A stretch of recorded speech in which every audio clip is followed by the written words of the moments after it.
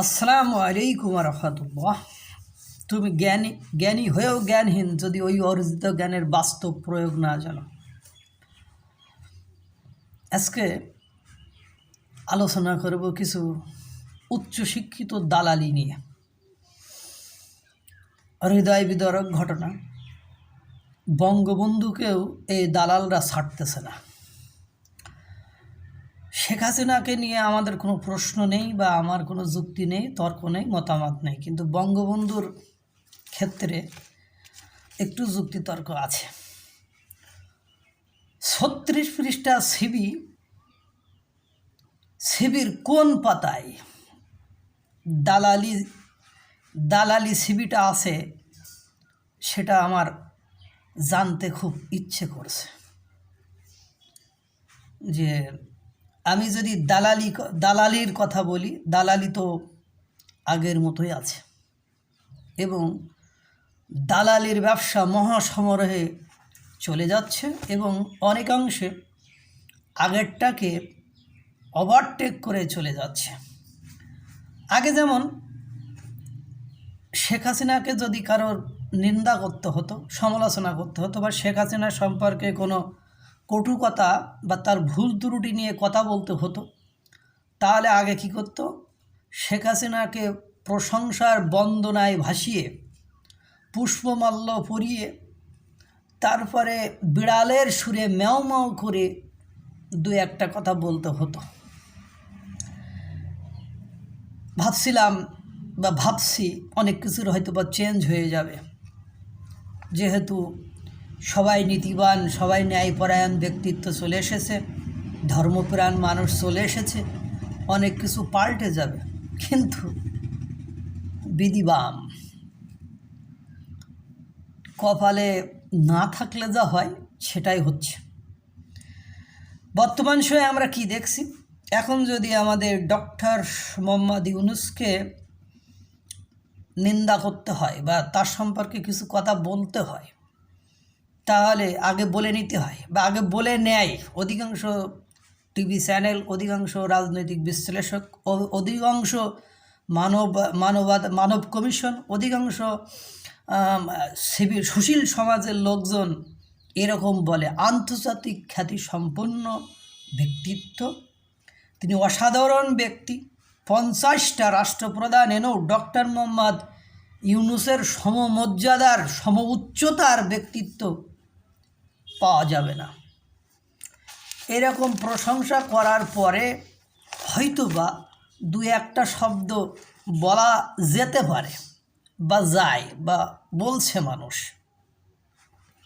তা আগেরটারে হলো দালালি বলতো, তাহলে এটারে কি বলবেন? এটাও এক ধরনের দালালি।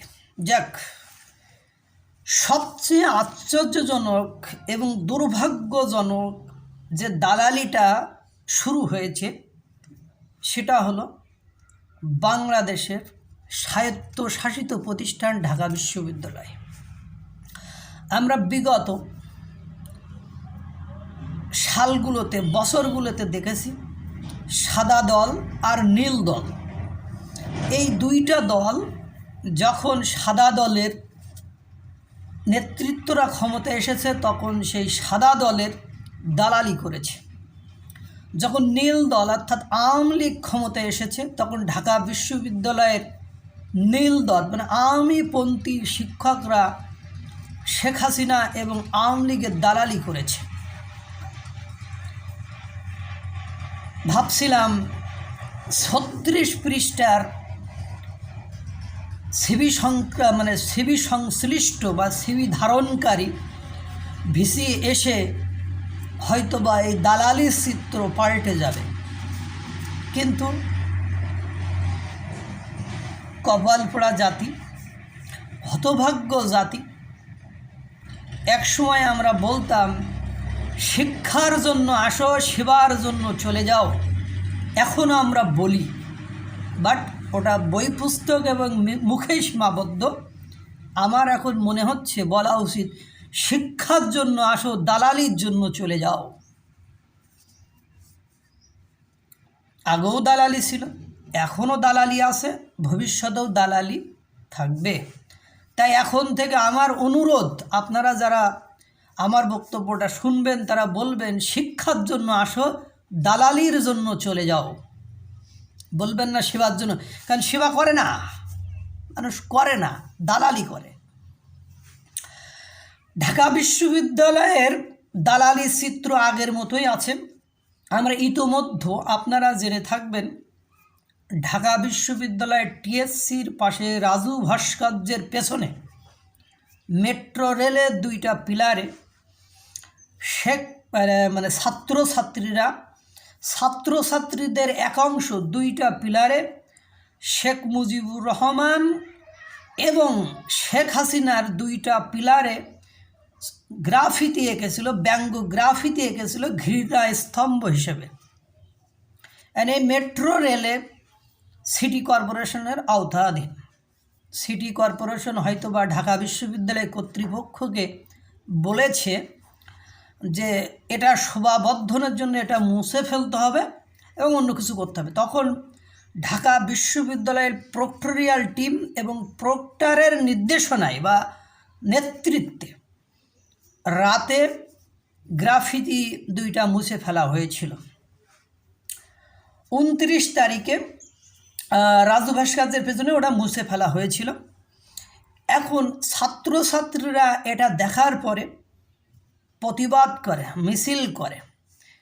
এই কথা মিছিল করার সাথে সাথে ঢাকা বিশ্ববিদ্যালয়ের প্রক্টর সাহেব দুঃখ প্রকাশ করেন এবং তিনি বলেন তিনি আবার গ্রাফিতি 2টো এঁকে দিবেন। এ পর্যন্ত সীমাবদ্ধ নয়। এরপরে ঢাকা বিশ্ববিদ্যালয় থেকে একটা বিবৃতি দেওয়া হলো। সেই বিবৃতিটা ওই ঘৃণা স্তম্ভের সে আমার কাছে বেশি ঘৃণিত মনে হয়েছে এবং আমার কাছে মনে হয়েছে যে ঢাকা বিশ্ববিদ্যালয়ের এই দালালি পৃথিবী ধ্বংসের আগ পর্যন্ত শেষ হবে না, rather it will increase day by day, যে এটা দিন দিন বাড়তে থাকবে, এমন পরিমাণে বাড়বে যে তার অস্তিত্ব বিলীন হয়ে যাবে। যেমন যারা বিগত আমলে দালালি করেছে তারা কিন্তু অনেকে পালিয়েছে, অধিকাংশই পালিয়েছে এবং অধিকাংশই এখন তেলাপোকার মতন, বিড়ালের মতন জীবনযাপন করছে। তো এখন ঘটনা হলো, বিবৃতিটা শুনলে আপনারা বুঝতে পারবেন যে কোন লেভেলের 36 পৃষ্ঠা সিভিধারী ব্যক্তিত্বের হাতে ঢাকা বিশ্ববিদ্যালয়ের মতো একটা স্বায়ত্তশাসিত প্রতিষ্ঠান, যে প্রতিষ্ঠান কারোর বাবার না, সরকারের না, কারোরই না, সেই প্রতিষ্ঠানটা এসে পড়েছে। তিনি ঢাকা বিশ্ববিদ্যালয়ের বিবৃতিটা ছিল এরকম: আমরা অতি দুঃখের সঙ্গে জানাচ্ছি 29শে ডিসেম্বর বা 28শে ডিসেম্বর দিবাগত গভীর রাতে ঢাকা বিশ্ববিদ্যালয়ের রাজু ভাস্কর্যের পেছনে মেট্রো রেলের 2টি পিলারে থাকা শেখ মুজিব ও স্বৈরাচারী শেখ হাসিনার ঘৃণাসূচক গ্রাফিতি মুছে ফেলার চেষ্টা করা হয়। জুলাই আন্দোলনে এই 2টি গ্রাফিতি বিপ্লব ও প্রতিরোধ ও ফ্যাসিবাদের ধ্বংসের প্রতিনিধিত্ব করে। এই স্মৃতিকে তাজা রাখা এবং প্রজন্মান্তরে ছড়িয়ে দেওয়া আমাদের দায়িত্ব এবং এটি প্রক্টরিয়াল টিমের অনিচ্ছাকৃত ভুল আমি আন্তরিকভাবে দুঃখ প্রকাশ করছি। শেখ হাসিনাকে নিয়ে বলছে, I don't mind, I have no headache about this matter, but Bangabandhu ঘৃণা, বঙ্গবন্ধুর প্রতি ঘৃণা সেটাকে প্রজন্মান্তরে ছড়িয়ে দেওয়া এবং এই স্মৃতিকে তাজা রাখা এবং যুগ যুগ ধরে এটা সংরক্ষণের দায়িত্ব ঢাকা বিশ্ববিদ্যালয় কিভাবে নেয়। মাসুদ কামাল স্যার প্রায় বলেন, এক বইয়ের পাঠক থেকে সাবধান, যারা একটা বই পাঠ করে তাদের থেকে সাবধান। শেখ হাসিনা নিয়ে আমার কোনো আপত্তি নেই বা আমি কিছু বলতেও চাই না, এটা নিয়ে আমার কোনো হেডেক নেই, মাথা ব্যথা নেই। কিন্তু শেখ মুজিব সম্পর্কে এরকম একটা কথা 36 পৃষ্ঠার সিভিধারী ঢাকা বিশ্ববিদ্যালয়ের ভিসির অধীনে থাকা নেতৃত্ব থেকে কিভাবে এলো?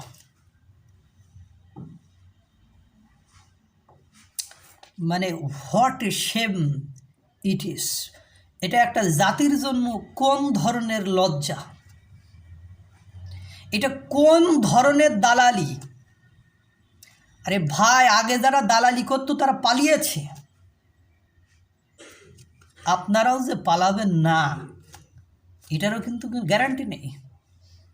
এই জন্য 36 পৃষ্ঠা সিভিতে যেটা অর্জন করেছেন সেটাকে প্র্যাকটিক্যালি, কারণ ঢাকা বিশ্ববিদ্যালয় স্বায়ত্তশাসিত প্রতিষ্ঠান, কারণ বাপতি সম্পত্তি না, কোনো সরকারি সম্পত্তি না, কিছুই নয়। যদি এই দালালি করে টিকে থাকতে হয় তাহলে ওটা না করাই বেটার। আগে যারা করেছে আমি তাদের প্রতি ঘৃণা জানাই, তারা অশ্রদ্ধার পাত্র, তারা শিক্ষক নামের কলঙ্ক। আমি এগুলো এখনও বলবো এবং বলেছি, আগেও বলেছি, এখনও বলেছি, আমি এটা পছন্দ করি না। এরপরে কি বলছে? আমি আন্তরিকভাবে দুঃখ প্রকাশ করছি, ভবিষ্যতে এ বিষয়ে আমরা আরও সতর্ক থাকার চেষ্টা করছি। ফ্যাসিবাদের বিরুদ্ধে ছাত্র জনতার এই ঘৃণাকে যুগ যুগ ধরে সংরক্ষণের দায়িত্ব বিশ্ববিদ্যালয় প্রশাসন গ্রহণ করবে। হে বিশ্ববিদ্যালয় প্রশাসন, আপনারা আর কি করবেন? বঙ্গবন্ধু আর শেখ হাসিনার বিকৃত দাবি, শেখ হাসিনাকে নিয়ে আমার কোনো আপত্তি বা মাথা ব্যথা নেই, একথা আগেও বলেছি, এখনও বলছি। কিন্তু শেখ মুজিবুর রহমান, বঙ্গবন্ধু শেখ মুজিবুর রহমানকে নিয়ে এরকম একটা ঘৃণা স্তম্ভ ওখানে থাকবে, সেখানে যুগ যুগ ধরে ঢাকা বিশ্ববিদ্যালয় সংরক্ষণ করবে। এটা কোন ধাঁচের ব্যক্তিত্ব, কোন ধাঁচের জ্ঞান, কোন ধাঁচের শিক্ষা, আপনারা কি বলতে পারবেন? আমরা ভেবেছিলাম যে মিডিয়াগুলো যেভাবে বর্তমান সময়ের ভিসিকে নিয়ে প্রচারণা করেছেন, তার 36 পৃষ্ঠা সিভিটাকে নিয়ে বলেছেন, এবং তিনি যেভাবে এসে বললেন আমি কোনো রাজনীতির সাথে জড়িত না, আমি নিরপেক্ষ, কিন্তু কি দেখছি আমরা? ক্ষমতা গ্রহণের পর থেকে আজ পর্যন্ত আপনি কোন সেক্টরে নিরপেক্ষতা প্রকাশ করেছেন?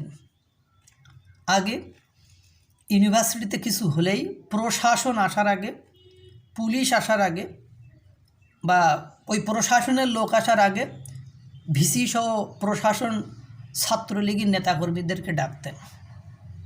এজন্য তারা স্বৈরাচার, ফ্যাসিবাদ, এজন্য তারা ঢাকা বিশ্ববিদ্যালয়ের শিক্ষকরা স্বৈরাচার ফ্যাসিবাদের দালাল, এটা আমরা স্বীকার করি, মেনে নিছি। কিন্তু আপনারা কি করছেন? আপনারাও তো ঠিকই বৈষম্য বিরোধী ছাত্র আন্দোলনের নেতারা আপনাদেরকে বসিয়েছে, তারা আপনাদের শিক্ষকদেরকে অপমান করছে, শিক্ষকদেরকে পদত্যাগ করাচ্ছে, কথায় কথায় আপনার বাড়ির সামনে যে ঢাকঢোল পিটাচ্ছে, আপনি সংরক্ষিত এলাকা করে দিয়েছেন, যান চলাচল বন্ধ করে দিয়েছেন, যে কোনো বিষয়ে আন্দোলন করছে আপনাকে থ্রেট করলে আপনি অনায়াসে সেটা মেনে নিচ্ছেন এবং রায় সিদ্ধান্ত সেই দিকেই দিয়ে দিচ্ছেন। এই হলো 36 পৃষ্ঠার জ্ঞান। আমি প্রায় একটা কথা বলি, একজন আমাকে এসে একদিন বলছে, ভাই জানেন আমার প্রতিবেশী মন্ত্রী।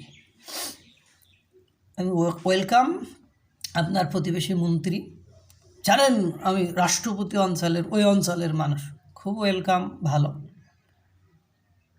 তা আপনি কি করেন? কয় আমি রিক্সা চালাই। তা আপনার প্রতিবেশী মন্ত্রী, আপনি আপনার রাষ্ট্রপতি অঞ্চলের লোক, তাহলে আপনি কেন রিক্সা চালান, ভ্যান চালান?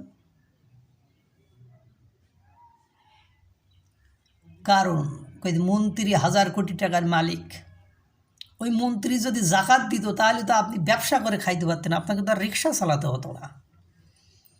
তো এরকম 36 পৃষ্ঠা সিবি ওই মন্ত্রীর মতো।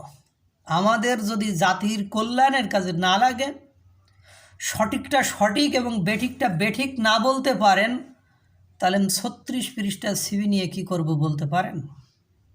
জাতির কাছে প্রশ্ন থাকলো।